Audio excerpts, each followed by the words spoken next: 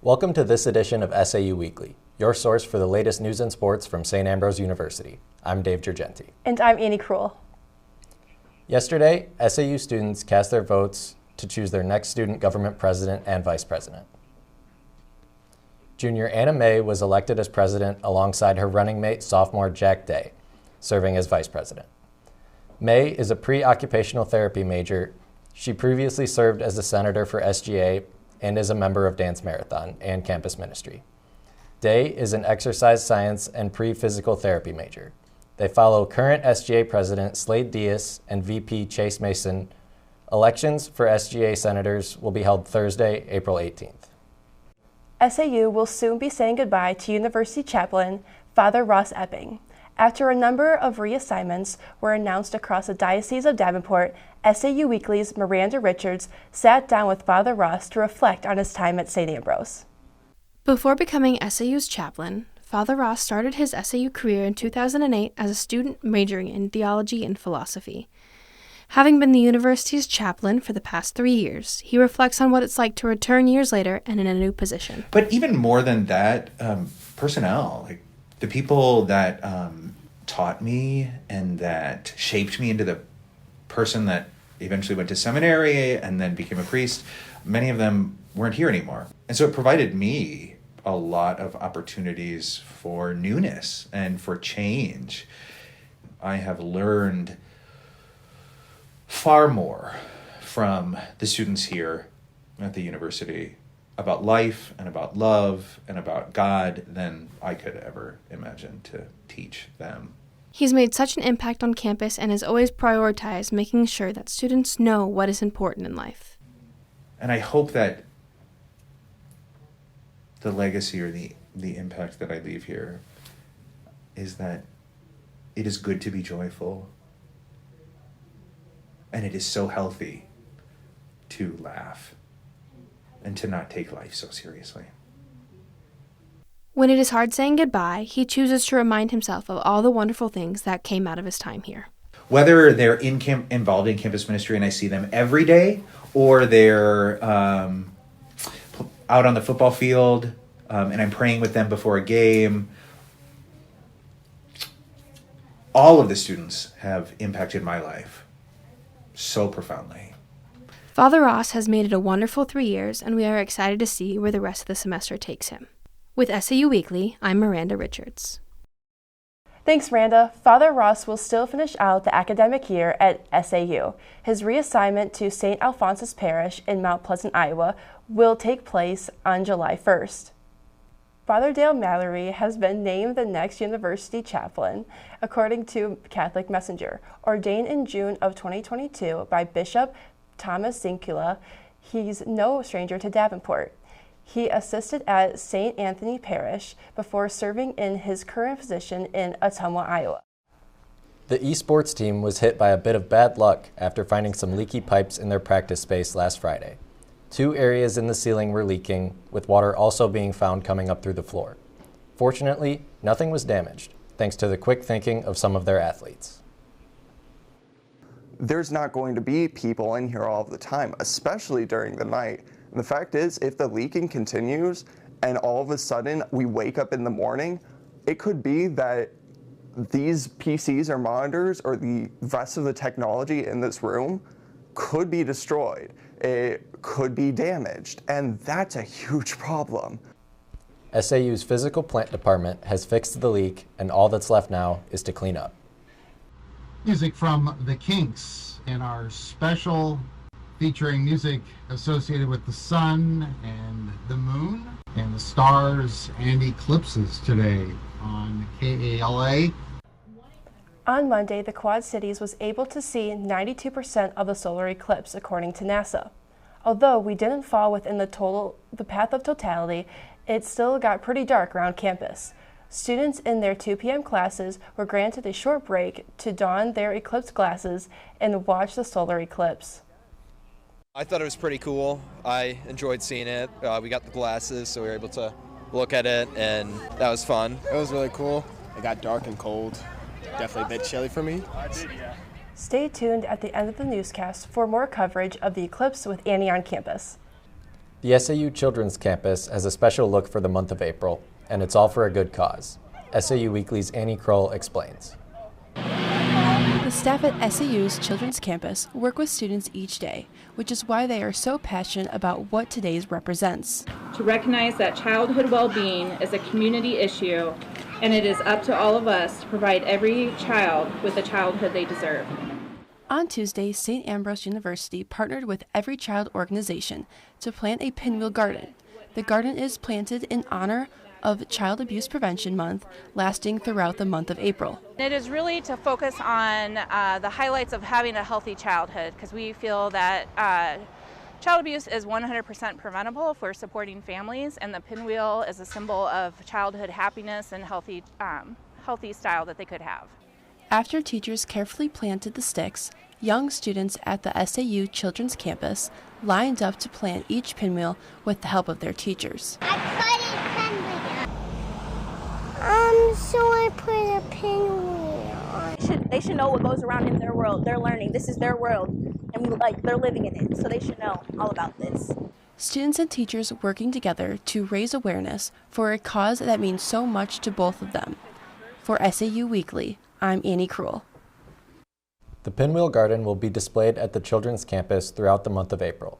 You can also find other gardens around the Quad Cities in support of child abuse prevention.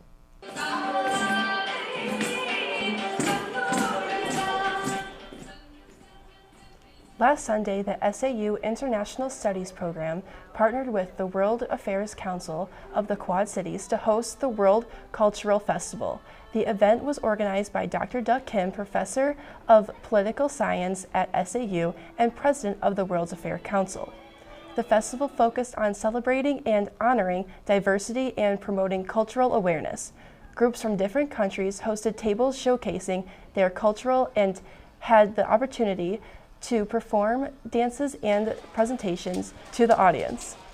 Understanding diversity and understanding each other would be one of the outcomes that I hope to achieve, because knowing that we have so many different groups in our neighbors, and in Quad Cities we have so many great underrepresented groups here in the community. So I hope that we sort of recognize each other, we find each other, and hope that we can collaborate something together in the future as well. To get involved in SAU's International Studies program or the World Affairs Council, contact Dr. Kim in the Political Science Department.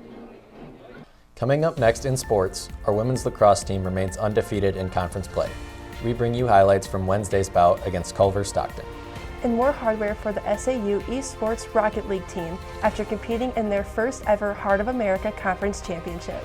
Join SAU Weekly's Luke Vera as he takes you inside SAU athletics. Stay tuned. Tune in to KALA and hear something different. Programming that celebrates the diversity of our listeners. We're advocates for the arts, showcasing your favorite music from around the world. We're storytellers, producing award-winning news and educational podcasts. We're dedicated sports fans, bringing you the latest Fighting Bee action from St. Ambrose University. We're a learning lab, mentoring the next generation of broadcasters and content creators. A part of your community for 5 decades.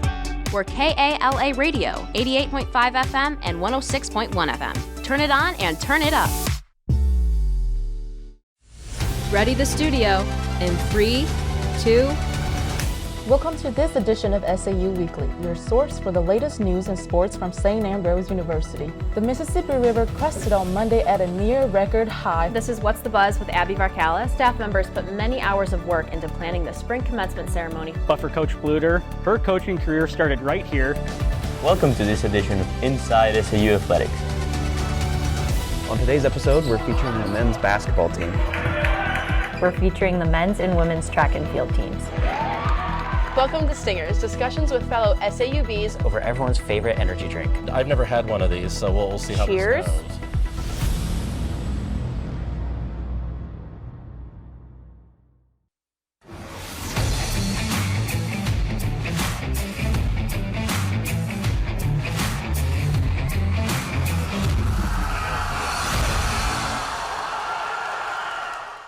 The St. Ambrose esports team continues to impress this season as their Rocket League team was named the winner of the first ever Heart of America Rocket League Conference Championship. Back across the park. Loopy takes it back across. Oh, top net and the goal early for Ambrose. Cook! Let's go! The SAU Rocket League team traveled to Park University last weekend to compete as the number 4 seed. After some growing pains over the course of the season, they finished out the strongest out of all the teams, completing their quest over the Missouri Valley. They say they were fully prepared going into the event in hopes of taking home the trophy. We came in feeling really strong. We knew that a lot of teams were going to underestimate us because we didn't really do so well in league play, and we fixed our mistakes, frankly. And it's really good to see all the progress that we've made as a team. And their efforts paid off. They won both of their matches handily, 4-1 in the best-of-7 format. They're looking stronger than ever and are excited to continue their season next year. On Wednesday, women's lacrosse hosted Culver-Stockton at St. Vincent Center, looking to continue their winning streak, which dates back all the way to February. The two teams got off to a fast start, scoring a flurry of early goals, including this one here by Annabelle Brown to put the Bees up 4-2. The Wildcats looked to respond, but were shut down by SAU goalie Sage Carlton. After the initial surge, both teams stepped up their defense during this game, and it took this goal late in the quarter by Claire Jeffords to put the Bees up 1 going into the next period. Jeffords would lead St. Ambrose with 4 goals on the afternoon. A dominant third quarter by SAU all but put this one in the books. The Bees took home the victory 13-10.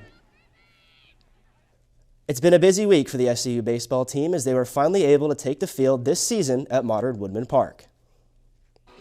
On Tuesday afternoon, they hosted Trinity Christian for a doubleheader. Jacob Boss on the mound for the Bees for his 6th start of the year. He blows the fastball by the hitter for a strikeout here, and he had 7 through 3 1/3. He leads the Bees with 38 total strikeouts this year.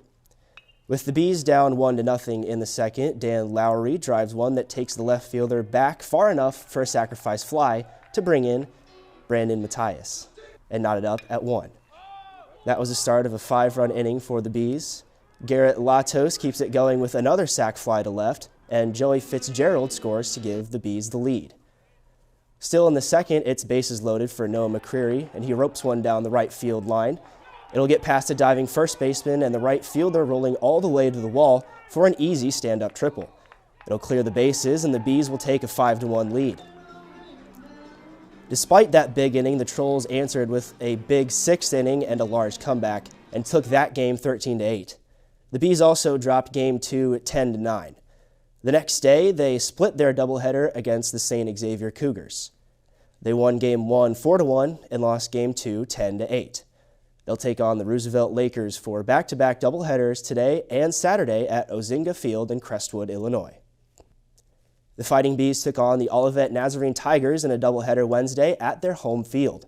The Bees took the first game 3-1 and looked to make it a sweep for the day. The Bees started the second game with a history-making play courtesy of Shai Erdrich. In the bottom of the first, Erdrich would take second easily, and that makes her SAU's all-time leader in stolen bases, as she finished the day with a career total of 132. Congratulations to Shai on her huge accomplishment.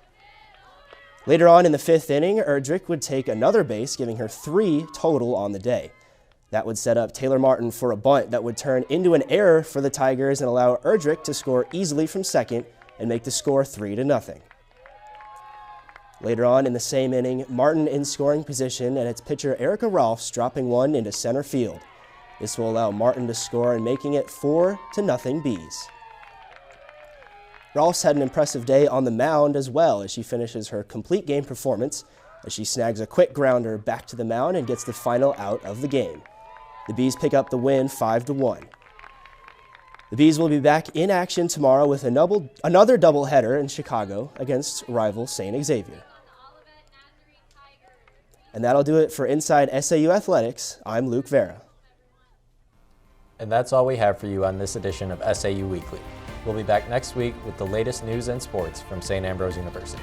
Remember to check out the SAU TV Facebook and Instagram pages for our newscasts, top stories, and more. You can also find them on The Hive at sauthebuzz.com. We'll leave you with another edition of Annie on Campus. Thanks for watching.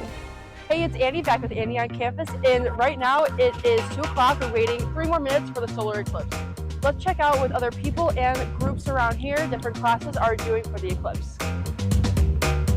Did you guys have a break during class, or why are you out here today? Just to watch the eclipse. We have a teacher's given us like 10 minutes to watch the eclipse. Okay, awesome. What did you think about it? That's amazing. Yeah. Science, huh? Yeah. It's pretty awesome. It's all dark and like the whole atmosphere here is cool. People are sharing glasses. It's awesome. Yes, it is very cool. That's right. That's right.